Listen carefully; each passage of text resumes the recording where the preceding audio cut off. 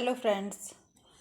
आज कई दिन हो गए ये चर्चा का विषय बना हुआ था कि वैकेंसीज कॉन्ट्रैक्ट पर निकलें या फिर परमानेंट बेस पर। कोई इसके खिलाफ है, कोई इसके साथ है कि भाई वैकेंसी निकल रही है, कोई नहीं।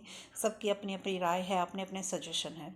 तो हमारे जो दिमाग में कई दिन हो गए, कई क्वेश्चन अराइज हो रहे थे, तो हमने उन सब को आपके साथ साझा करने की कोशिश की है और आई थिंक आप उनको समझने की कोशिश करोगे।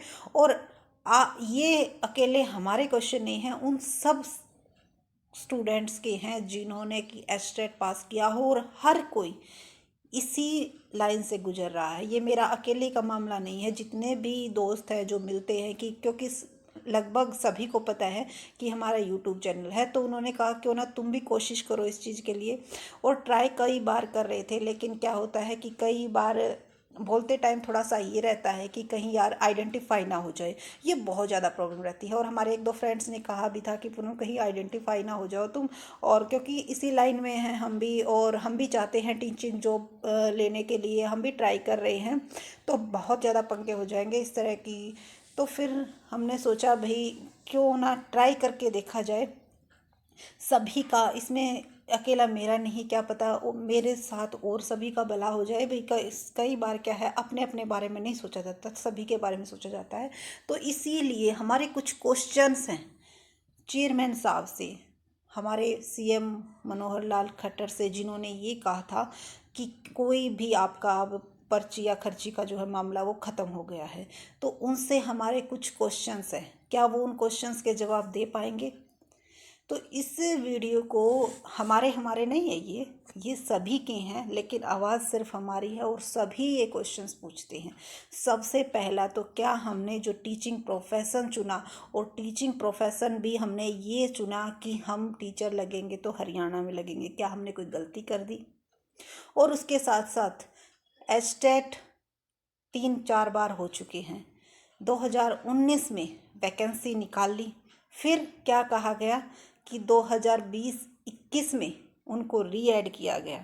ठीक है, हज़ार रुपए फॉर्म के लगे। अब 2022 में क्या है, एक छोटा सा नोटिफिकेशन आया और उसमें ये कह दिया गया कि इस री एडवर्टाइजमेंट को हम वापस लेते हैं और आगे भर्ती जो है री ऐड होगी। तब भी कोई नहीं, चलो भाई कुछ और स्टूडेंट्स का भला हो जाएगा, कुछ और कैंडिडेट्स इसमें ऐड होंगे, कुछ और वैकेंसीज इसमें ऐड होंगी, कोई बात नहीं। फिर एस्टेट आया। ठीक है, एस्टेट आ रहा है, बच्चों ने एग्ज़ाम दिए, आंसर गलत थे। वो उसमें किसका फॉल्ट था? कैंडिडेट्स का फॉल्ट था? जी नहीं, उन अधिकारियों का था जिन्होंने आंसर की रिलीज़ की। फिर उन बच्चों ने उसके ऊपर ऑब्जेक्शन लगाए। अब ऑब्जेक्शन क्या था नोटिफिकेशन में कि भाई ऑब्जेक्शन लगाओ और अगर आपके सही आंसर होंगे तो आपके पैसे वापस रिफंड हो जाएंगे। ना तो ये पिछली बार हुआ था, 2020 में भी ऐसा ही हुआ था, अभी तक किसी के पैसे वापस नहीं आए। अगर किसी के आए हों तो कमेंट में ज़रूर बताइएगा। हमारे जानकारों में से तो किसी के आए नहीं हैं। चलो उस टाइम पे तो पैसे कम थे, बच्चों ने कुछ हल्ला गुल्ला नहीं किया, लेकिन अब की बार क्या किया इन्होंने? हज़ार 2-2 हज़ार रुपये बेचारे, जिन्होंने ये सोच रहे थे कि भाई 87 नंबर बन रहे हैं, 86 नंबर बन रहे हैं, कोई नहीं, बढ़ जाएंगे और वापस पैसे आ जाएंगे। क्या अभी तक उसके पैसे वापस किए? जी नहीं। और जिसमें फॉल्ट भी नहीं था कैंडिडेट्स का, इसमें क्या फॉल्ट था भाई जो इतने पैसे ले रहे हैं? फॉर्म फिल किया भाई, एक फॉर्म फिल करोगे आप, टीजीटी के लिए इतने लगेंगे, दोनों करोगे तो इतने लगे। क्यों भाई? क्वालिफिकेशन है अगले की क्वालिफिकेशन है कि वो 2 के लिए फ़ाइट करेगा या 3 के लिए फ़ाइट करेगा, तो इसमें अलग अलग चार्ज कैसा? चल वो भी लगा लिया, फिर भी कोई कैंडिडेट्स नहीं बोला। 2019 में इन्होंने आरओई की भर्ती निकाली। ठीक है, उसमें बहुत सारे बच्चों ने एग्ज़ाम दिया और उस एग्ज़ाम में बच्चों का स्कोर भी आ गया। सिर्फ और सिर्फ क्या रहता था, फाइनल लिस्ट लगनी रहती थी। इन्होंने क्या किया, एक अपना नोटिस जारी किया कि उस भर्ती को कैंसिल करते हैं 3 साल के बाद। 3 साल तक आप ये देखो कि उन कैंडिडेट्स ने जिन्होंने तब एग्ज़ाम दिया था, कुछ की तो एज ही जा चुकी है, कुछ ने उम्मीद ही छोड़ दी थी, और जिनके अच्छे स्कोर थे, जो बार बार अपडेट्स मांग रहे थे कि मैम रिजल्ट्स कब आएगा, रिजल्ट्स कब आएगा, कोई अपडेट मिल रही है, वे उनकी उम्मीदें नहीं थी, उनके साथ उनकी फैमिली की उम्मीदें भी जुड़ रही थी। हमने भी वो एग्ज़ाम दिया था। हमारे साथ भी हमारी फैमिली के बार बार कोई मेंबर पूछता था कि पूनम कोई वैकेंसी निकली है, कोई फॉर्म वगैरह फिल कर दिया करो। नहीं जी, मैं तो हरियाणा में करती हूँ, मैंने तो कर रखा है रोई का, और अच्छे स्कोर आए हैं, जल्दी ही जो है रिजल्ट आए। अब उनके कॉल आते हैं, क्या रहा पूनम, अरे वो तो कैंसिल हो गई। यार कितनी बार कह चुके इस प्रोफेशन को छोड़ दो। तो अब आप ये बताओ, इस स्टेज पे आकर जब बच्चे ने उस चीज़ में एचटेट जीआरएफ नेट क्वालिफाइड कर रखा है उस फील्ड में, मतलब ये मान के चलो कि भाई बंदा इस टाइम तक इस एज इस सिचुएशन में पहुंच गया कि भाई कलरक वगैरह की उसकी एज चली गई है, और अगर किसी और फील्ड में जाएगा तो ऐसा है नहीं कि उसकी तैयारी करते ही जॉब लग जाएगी। तो आप ये देखो उसकी मनोदशा क्या होती है, क्या उसके ऊपर बीतती है। बहुत सारे कैंडिडेट्स यही सवाल पूछ रहे थे, तो हमने सोचा क्यों ना ये क्वेश्चंस उनसे किया जाए जो कि चेयरमैन साहब और सीएम जी एक बार कुर्सी पर बैठकर सिर्फ ये कहने से कि भाई भर्ती वापस ले ली या रद्द कर दी, तो आप ये देखो कि उन कैंडिडेट्स पर क्या चलता है, क्या बीतता है। और अब कई दिन हो गए, एक सिस्टम और आ गया कि भाई हरियाणा कौशल रोजगार निगम के अंदर लेंगे, और वो भी कॉन्ट्रैक्ट पर लेंगे। ठीक है, हरियाणा कौशल रोजगार निगम के अंदर आप ये देखो कि रजिस्ट्रेशन किन का होता है, इसमें तो एक्सपीरियंस कैंडिडेट्स का रजिस्ट्रेशन होता है। तो भाई जो बच्चे इतने दिन से एचटेट की तैयारी कर रहे थे, एचटेट क्वालिफाइड है, उनका आप क्या करोगे?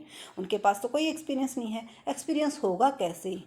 उस दिन के तो एस्टेट की तैयारी में लगे हुए थे, अपनी क्वालिफिकेशन कंप्लीट करने में लगे हुए थे। कभी आपने आरओई का एग्ज़ाम दे दिया तो आरओई की कोचिंग लेने लग गए, फिर आप एस्टेट लेने लग गए, एस्टेट की तैयारी करने लग गए। और एक ये सिलेबस का क्राइटेरिया कोई है ही नहीं, उन्हें यही नहीं पता कि क्या होना चाहिए क्या नहीं होना चाहिए, किस चीज़ में एक्सपर्ट मान रहे हो आप। ये सभी क्वेश्चन हैं हमारे। जब एस्टेट में आपने हरियाणा जीके ले दी, हिंदी ले दी, इंग्लिश ले दी, पेडागोजी ले दी, आपने ऑलमोस्ट सभी जो है क्राइटेरिया चेक कर लिया कि बच्चे को नॉर्मल जो इंग्लिश हिंदी आती है, फिर स्क्रीनिंग एग्ज़ाम अगर आप लेते हो तो आप सब्जेक्ट का क्यों नहीं लेते? सब्जेक्ट का लो। आप उस सब्जेक्ट्स में एक्सपर्ट चाहते हो या हर एक फील्ड में एक्सपर्ट चाहते हो? एक स्पेशल अगर पीजीटी टीचर बनना चाहता है, मैथ्स का बन रहा है, हिंदी का बन रहा है, किसी भी चीज़ का बन रहा है, तो वो एक ही सब्जेक्ट पढ़ाएगा, सभी सब्जेक्ट नहीं पढ़ाएगा। और सारी नॉलेज आपने जो नॉर्मल नॉलेज होती है वो आपने एस्टेट में चेक कर ली, अब तो आप फाइनल ले सकते हो। अब बच्चे स्क्रीनिंग का क्राइटेरिया पूछते हैं, और अब तो वो भी बंद कर दिया। अब तो सिर्फ ये पूछते हैं कि मैम वैकेंसी आएगी या नहीं आएगी, या इतने दिन से बुद्धू बना रहे थे, तो बुद्धू हम नहीं, बुद्धू आप बना रहे हो। आप अपने आप से पूछ। असल में इनको इन चीज़ों के बारे में शायद कोई फ़र्क पड़ता नहीं होगा, लेकिन हाँ, अगर पब्लिक एक बार इकट्ठी हो गई ना, एस्टेट पास कैंडिडेट इतने हैं, अगर एक बार इकट्ठे हो गए ना तो सब पे हैवी हो जाएंगे, और उस टाइम पे आपने कुछ ना कुछ करना होगा और उसका कोई फ़ायदा नहीं होगा। ठीक है, तो इसीलिए हमारी आपसे यही गुजारिश है कि इन चीज़ों पर गौर करके देखिएगा, ज़रूर ज़रूर। ये हर एक के क्वेश्चन हैं। ठीक है, ये अकेले हमारे क्वेश्चन नहीं है, ये सभी उन कैंडिडेट्स के क्वेश्चन हैं जिन्होंने एस्टेट पास किया, टीचर बनने की सोची, और वो भी हरियाणा में सोची, इतने इतने पैसे लिए आरोही के लिए। आप ये बताओ, आरोही के लिए भी कितने कितने पैसे दिए थे, आने जाने का खर्चा, और जो हमारे इमोशंस के साथ जुड़े हुए थे उनकी तो कोई वैल्यू है ही नहीं।